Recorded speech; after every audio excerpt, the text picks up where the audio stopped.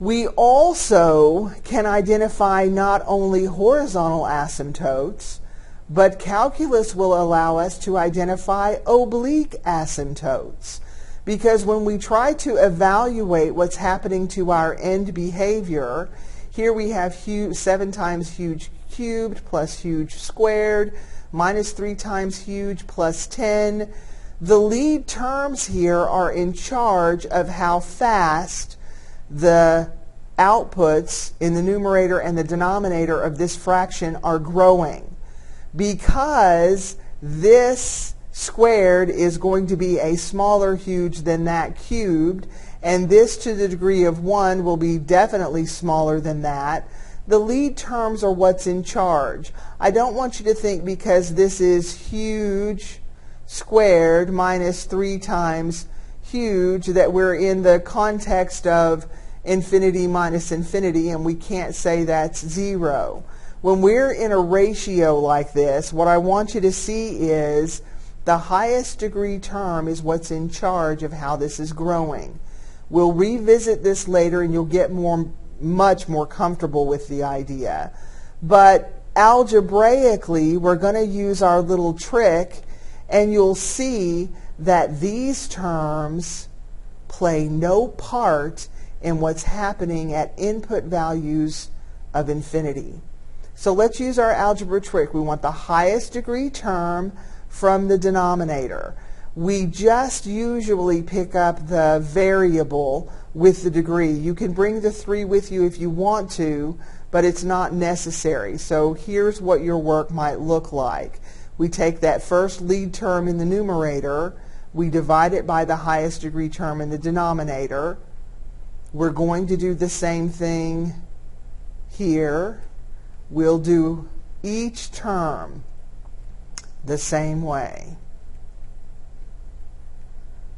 So there's my numerator divided by the highest degree term from the denominator.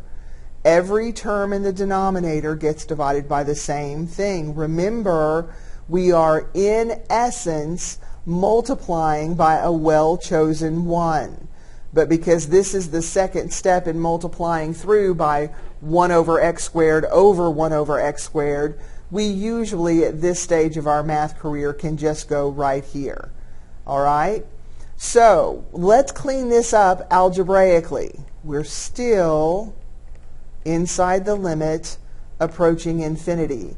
Algebraically, we have 7 times x cubed over x squared. That's 7x. Algebraically here, that term is 1.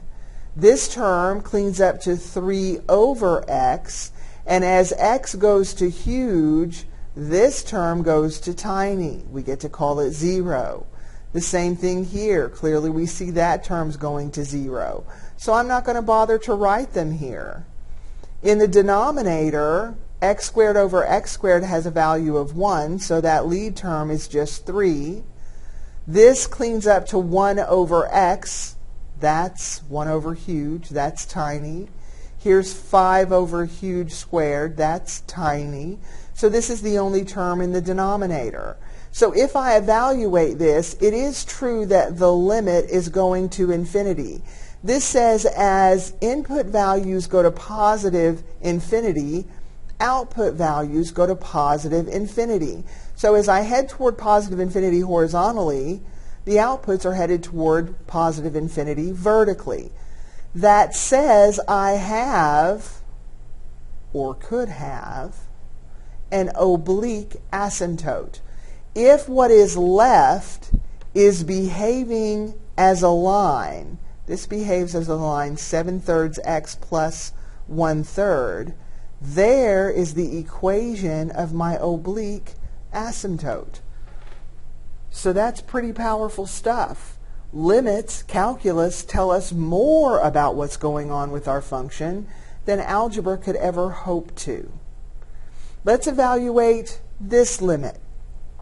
Here, again, if we put in positive huge, we have positive huge over the square root of positive huge squared plus 1 down in the denominator. So we're still going to get infinity over infinity. we do recognize that the plus 1 down here is really not playing a role. So as we move through here, because we're not at and because we're only near, I'm going to make my algebra work a little bit easier.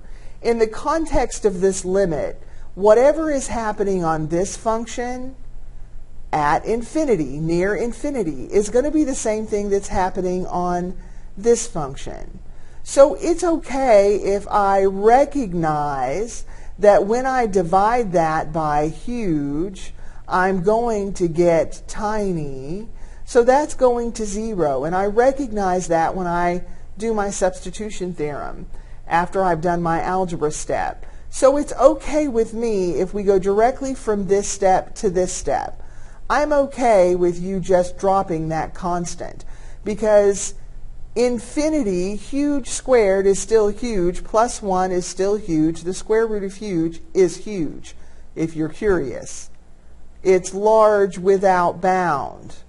All right?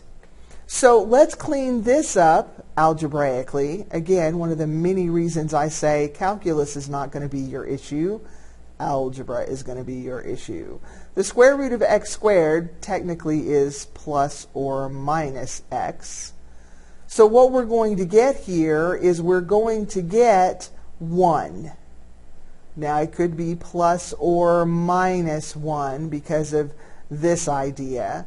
But we're headed toward positive infinity. So we know we're putting positive values in this function. So the answer to this is going to be positive 1. So if you get a clue like that, make sure you pay attention to that clue. Yes, algebraically, the denominator of that function is plus or minus x.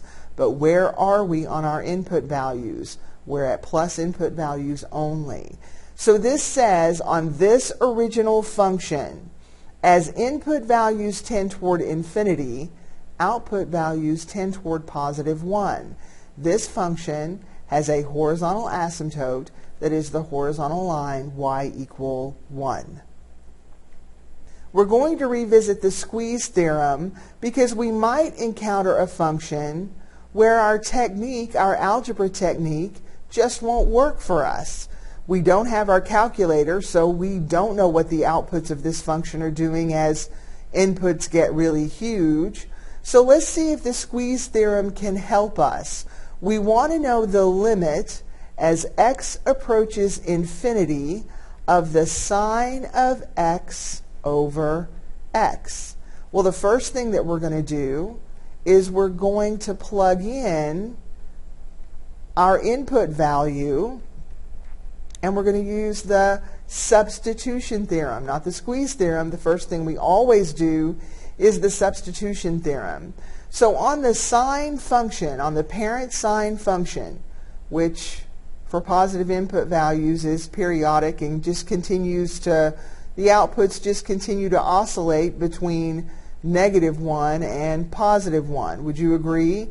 As inputs tend toward positive infinity, the outputs of this function continue to oscillate over the interval -1 to +1. So this never settles down. The numerator never settles down to one value. It just keeps bouncing back and forth between all real numbers in this set. That's a problem for us because I don't know what's going on in the numerator over positive huge does not help me find my answer. So what I've got to do is say, is there something that I can do to explore what might be happening in this ratio that's not happening just on the sine function alone? Does this function actually settle down toward any one real number value for large input values? Well, the substitution theorem doesn't work for me. Algebra is not going to work for me. The sine of x divided by x all over x divided by x inside that limit, for those of you that don't believe me, that has a value of 1, so I'm left with the limit as x approaches infinity of the sine of x over x. That little algebra trick did not help me at all. I'm right back where I started from. So what I'm going to do is I'm going to use another technique for evaluating limits that we learned. That was the squeeze theorem. Remember, the squeeze theorem said if I have any two functions, and I can determine that one everywhere is less than or equal to my function that I don't know the behavior, and another that everywhere is greater than or equal to my function that I don't know, if I can determine the limit as x approaches the value in question of the function that's everywhere in the plane below my function, and the same limit as x approaches the same value of the function that's everywhere in the plane above my function in question, or at the very least equal to, then if those two limits are the same, the squeeze theorem guarantees me that the limit of my function must be the same as these limits. If those two limits are equal, we called it L, then this limit must also be L by the squeeze theorem. So the first thing that we've got to decide is we've got to find two functions that we are guaranteed everywhere for all input values that the relationship will be that this one here on the right is larger than or equal to our function, and this one here on the left is less than or equal to our function. There's the relationship that I need. Well, let me tell you, the denominator's not giving me trouble. Go right to the heart of where your trouble lies. The trouble in this function is happening in the numerator. The fact that sine oscillates between -1 and +1 in its outputs is what's giving me headaches here. So if I could be guaranteed to find a function that is everywhere greater or equal and everywhere less or equal, if I can evaluate these two limits and determine that they are the same, the outputs are headed to the same value, the squeeze theorem guarantees me that limit is the same. So how can I be guaranteed to find a function that is everywhere in the plane above or equal to sine? Well, again, let's think about the outputs of the sine function. We already said they oscillate between those values. So the highest value in the plane that the numerator of this function is ever going to reach is 1. It's going to be equal to 1, but all other values in this range are smaller than. So that means that this smaller than or equal to is a true statement for this function. And likewise, look over here. It is true that the left endpoint of the numerator, the sine function, cannot be any less than -1. Now, it can equal -1, but it will never be less than -1. So there are the two functions that I need. If I can determine that this limit equals this limit, then I can state by the squeeze theorem that must be the output of that limit as well. So let's evaluate these limits. This is -1 over positive huge. That's 0. That's negative tiny. We get to call that 0. This limit is 1 over positive huge. That's positive tiny. In the limit, we get to call that 0. Those are the same value. Because, hence, therefore, the limit as x approaches infinity of the sine of x over x must also equal 0 by the squeeze theorem. Don't forget the squeeze theorem if you need it. We found out that the substitution theorem didn't work for us. Our algebra trick's not going to work for us.